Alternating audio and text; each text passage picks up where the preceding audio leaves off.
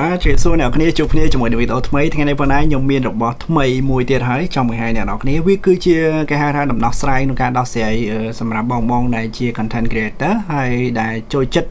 គេថាចូលចិត្តប្រើជាមួយនឹងទូរស័ព្ទ iPhone ណាហ្នឹងហើយដើម្បីផលិតនឹងការថតវីដេអូជាដើមហើយពីមុនខ្ញុំជឿថាអ្នកនរគ្នាធ្លាប់ឃើញជាមួយនឹង rig មួយនេះដែលខ្ញុំធ្លាប់ធ្វើការ set up មើលទៅវារៀងស្មុគស្មាញច្រើនមែនតើហើយឥឡូវនេះខ្ញុំទៅតែ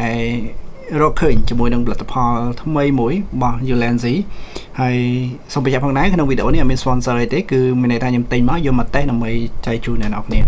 អូខេអញ្ចឹងជាមួយនឹង product នេះគឺជាគេហៅថាUSB hub ណាហ្នឹងហើយ 4 in 1មានន័យថាវាអាចធ្វើមុខងារបានរហូតដល់4មុខក្នុងពេលតែមួយអញ្ចឹងជាមួយនឹង Media Hub នេះវាមានតម្លៃធូរថ្លៃហើយគឺវាត្រូវជាមួយនៅអ្វីដែលខ្ញុំកំពុងតែស្វែងរកអញ្ចឹងឧទាហរណ៍ថាខ្ញុំមានប្រើជាមួយនឹង iPhone មួយដែលយើងប្រើតាមរយៈរុន Type C ហើយមួយទៀតគឺយើងប្រើគេហៅថា Blackmagic Camera App ហ្នឹងហើយអញ្ចឹងដើម្បីយើងធ្វើការថតវីដេអូអីចឹងទៅហើយអញ្ចឹងជាទូទៅបងដែលផលិត content Media ដែលយើងអាចប្រើប្រាស់តាមរយៈទូរស័ព្ទដៃហ្នឹងហើយបើសិនជាករណីយើងចង់បានវីដេអូរៀង high resolution វារៀង space បន្តិចហើយអញ្ចឹងវាធ្វើឲ្យទូរស័ព្ទរបស់យើងពេលខ្លះយើងទិញមកទាំង256ឬក៏512អីវារៀងស្ទើអញ្ចឹងណាហ្នឹងហើយអញ្ចឹងគឺយើងអាចធ្វើការ record direct ជាមួយនឹង SD ដូចជាប្រភេទពួក Samsung T5 ឬក៏ T7 Series ជាដើមអញ្ចឹងទៅឥឡូវ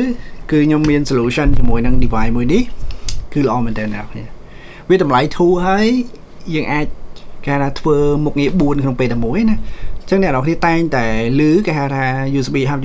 ចឹងទៅហើយនេះគឺវាមានរាងទូចហើយមួយទៀតគឺចំណុចសំខាន់គឺវាធ្វើមក build ដើម្បីយើងអាចចាប់គេហៅថាប្រភេទពួកអាខ្ចៅ1លើ 4 inch ណាហ្នឹងហើយអាហ្នឹងគឺយើងមួលមកហើយយើងអាចធ្វើការចាប់ mount នៅហាផ្ទៃខាងលើនេះឃើញទេអញ្ចឹងមានន័យថាយើងធ្វើការ connect ភ្ជាប់តែ device នេះមួយមកហើយយើងអាចធ្វើការប្របែកទៅមានដូចជាUSB C ល្បឿន 10G ហើយមួយទៀតមាន port USB ដូចគ្នាយើងអាចដោត mic បាន mic ជាទូទៅគឺសេរីឆ្នាំ2025ឥឡូវគឺគេអាចគេហៅថាជា module មួយយើងអាចដោតតាមរយៈរុន Type C ណាហ្នឹងហើយអញ្ចឹងយើងដោតតាមរយៈរុន Type C ទៅវាគេហៅថា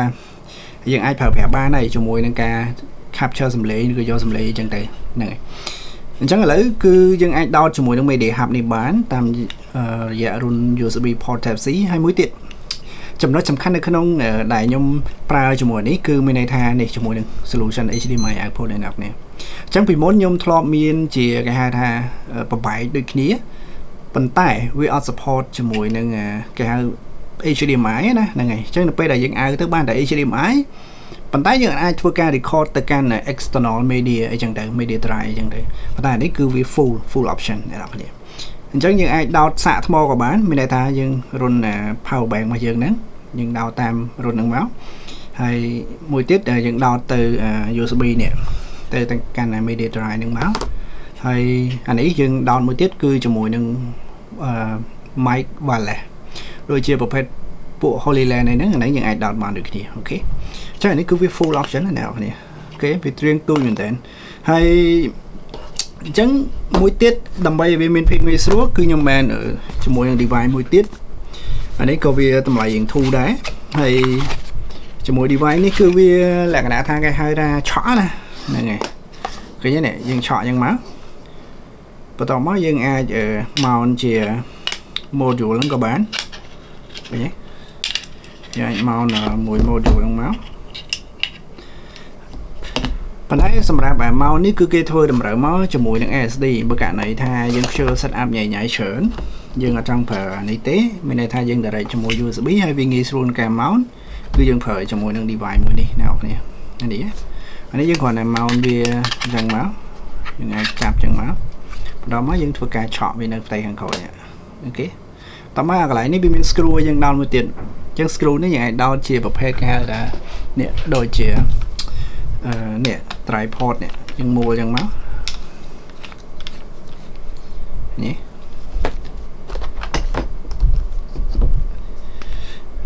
រួចជាការស្រោចនៅងាយស្រួលណាការ set up ពេលករណីយើងចង់ដោះចេញយើងដោះចេញអញ្ចឹងមកណាហើយបាទ ចានេះគឺ storage របស់យើងអញ្ចឹងយើងអាចធ្វើការឆក់អញ្ចឹងមកណាឆក់ផ្លឹកហើយយើងមានខ្សែមួយយើងអាចដោតអញ្ចឹងមកនេះតែបើសិនជាយល់ល្អយើងអាចរកខ្សែណារៀងខ្លីជាងនឹងតិចណាកុំឲ្យវារៀងពិបាកស្ពីងសពងហ្នឹងហើយអញ្ចឹងឥឡូវយើងដោតអញ្ចឹងមកអូខេអញ្ចឹងឥឡូវយើងបាននេះ attach ជាមួយនឹង storage អានេះវាទៅអញ្ចឹងយើងអាចខិតមកខាងក្រោយបន្តិចមកអូខេអានេះយើងអាចថត direct file នេះគឺនៅពេលដែលអ្នកនរគ្នាធ្វើការថតទៅគឺវាចូលនៅក្នុង SD នេះអញ្ចឹងអានេះវាជា solution មួយងាយស្រួលនឹងការដែលសម្រាប់បងដែលបញ្ហាជាមួយនឹង storage device របស់យើងហើយយើងចង់ថតភ្លាមគឺចូលទៅក្នុងអានេះហើយយើងដកវាហ្នឹងមកយកទៅកាត់តជាមួយនឹង MacBook មកអានេះគឺជា solution ល្អមែនតើអ្នកនរគ្នាអញ្ចឹងសម្រាប់ product នេះគឺវាមានតែប៉ុណ្្នឹងឯងហើយអញ្ចឹងថ្ងៃនេះខ្ញុំចង់ share ហ្នឹងគឺទៅលើតែ product នេះមួយទេដែលវាសំខាន់សម្រាប់ខ្ញុំហើយយើងអាចប្រើជាមួយ MacBook ក៏បានហើយជាមួយនឹង iPhone ក៏បានប៉ុន្តែសម្រាប់ device មួយនេះនៅលើ website គឺគេ mention ហ្មងមានន័យថា solution គឺសម្រាប់ iPhone ណា15ក៏បាន16ក៏បានឲ្យតែមានរុន USB Type C តែសម្រាប់ Android ខ្ញុំជឿថាអាចប្រើបានដូចគ្នាព្រោះដោយសារវាតាមរយៈរុន USB Type C ណាហ្នឹងហើយអញ្ចឹងជាមួយនឹង HDMI output នេះវាមិនបាច់ស្មុគស្មាញដើម្បីយើង convert ពី Type C ទៅ HDMI ទេមានន័យថានេះវា full ប្រភេទគេហៅ HDMI full size ហ្មងណាហ្នឹងហើយអញ្ចឹងយើងដោត direct ហ្នឹងមកទៅកាន់ monitor ទៅគឺវា preview យើងបានភ្លាមៗហ្មងអានេះគឺងាយស្រួលមែនតើណាអញ្ចឹង device នេះវាទូចងាយស្រួលយកតាមខ្លួនអ្នកនរគ្នាអូខេអញ្ចឹងសម្រាប់វីដេអូនេះគឺមានតែប៉ុណ្្នឹងឯងអ្នកនរគ្នាអរគុណសម្រាប់ការតាមដានជាមួយនឹងវីដេអូនេះតាំងពីដើមរហូតដល់ចប់មានចម្ងល់អីអាចសួរខ្ញុំបាននៅក្នុង comment នេះជួបគ្នានៅវីដេអូក្រោយទៀតអរគុណច្រើនបាយបាយអូភ្លេចអ្នកនរគ្នាកុំភ្លេច subscribe ជាមួយនឹង YouTube channel របស់ខ្ញុំផងចូលទៅកាន់ widget VFX ហើយជួយ subscribe អរគុណច្រើនបាយបាយ